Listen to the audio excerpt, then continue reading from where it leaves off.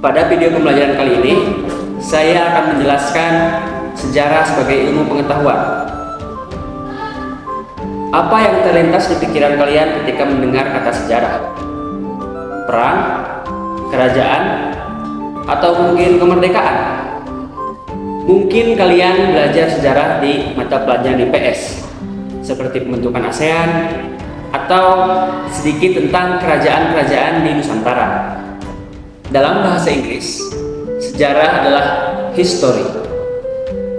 Dan sejarah itu diambil dari bahasa Arab, yaitu syajarotun, yang artinya adalah pohon. Kenapa pohon? Karena sejarah itu mirip dengan pohon yang tumbuh dan bercabang, seperti silsilah manusia yang mulai dari akar, dari sepasang manusia yang melahirkan, tumbuh, menikah lagi, punya anak lagi, dan seterusnya. Mirip seperti itu.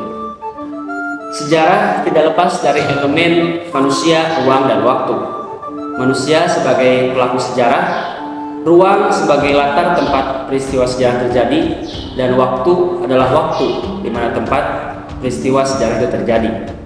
Misalkan contoh, Insinyur Soekarno membacakan teks proklamasi di kediamannya di Jakarta pada hari Jumat pukul 10 tanggal 17 Agustus tahun 1945. Nah, dalam peristiwa sejarah tersebut, Soekarno berperan menjadi manusia, dan ruangnya adalah rumahnya di Jakarta, dan waktunya adalah hari Jumat pukul 10 tanggal 17 Agustus tahun 1945. Nah, jadi sebuah peristiwa kalau tidak ada salah satu dari manusia, ruang, dan waktu, maka belum bisa dikatakan sebagai peristiwa sejarah. Setiap kejadian di masa lalu bisa dikatakan dengan sejarah.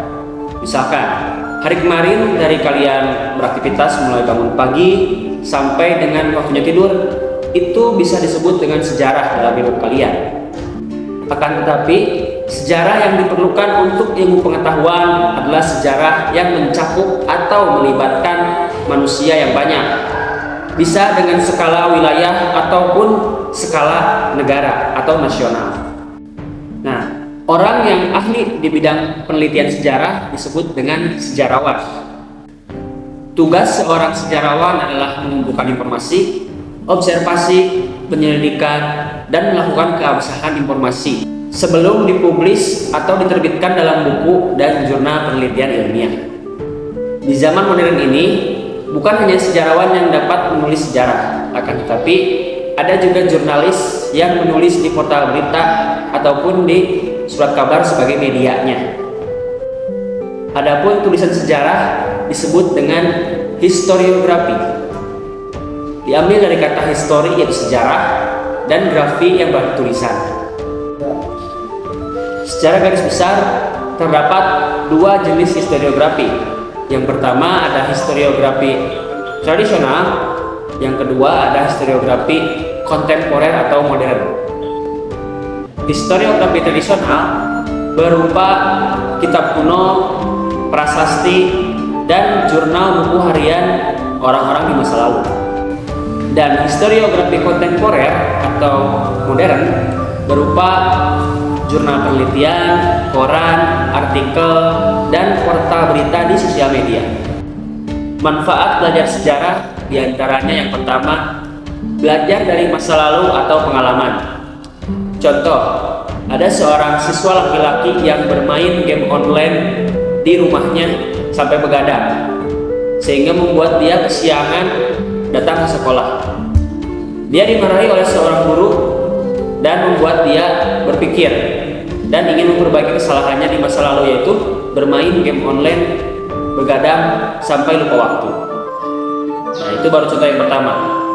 Contoh yang kedua, misalkan ada seorang siswi yang belajarnya biasa-biasa saja, tapi ketika dia mendapatkan nilai rapot, dia menerima ranking 2, dan dia pun merasa ingin memotivasi dirinya di semester depan dan memperbaiki kesalahan dari masa lalu dan pengalamannya untuk belajar lebih giat agar mendapatkan ranking 1. Manfaat sejarah selanjutnya adalah menyempurnakan penemuan. Misalkan, ada seorang ilmuwan yang menciptakan mesin motor. Dan beliau menulis karyanya atau penelitiannya di sebuah jurnal penelitian ilmiah. Dan di masa depan, ada peneliti yang juga sama meneliti sebuah mesin motor.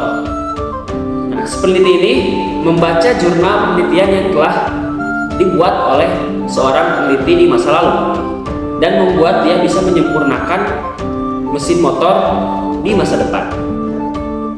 Sejarah adalah ilmu pengetahuan tentang aktivitas manusia di masa lalu. Sejarah diambil dari bahasa Arab yaitu sejarotun, yang artinya pohon. Sejarah tidak terlepas dari elemen manusia, ruang, dan waktu.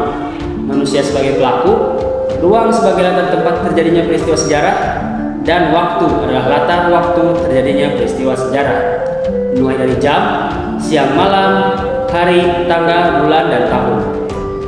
Peneliti sejarah disebut dengan sejarawan. Tulisan sejarah disebut dengan historiografi. Ada historiografi tradisional berupa kitab kuno, prasasti. Ada juga historiografi modern berupa jurnal penelitian dan portal berita. Manfaat belajar sejarah adalah untuk belajar dari masa lalu atau pengalaman, menyempurnakan penemuan, inspirasi bagi manusia di masa depan, serta meningkatkan jiwa nasionalisme akan identitas dan kebanggaan nenek moyang. Demikian untuk materi pembelajaran sejarah sebagai ilmu pengetahuan. Sampai jumpa di materi pembelajaran sejarah selanjutnya. Terima kasih.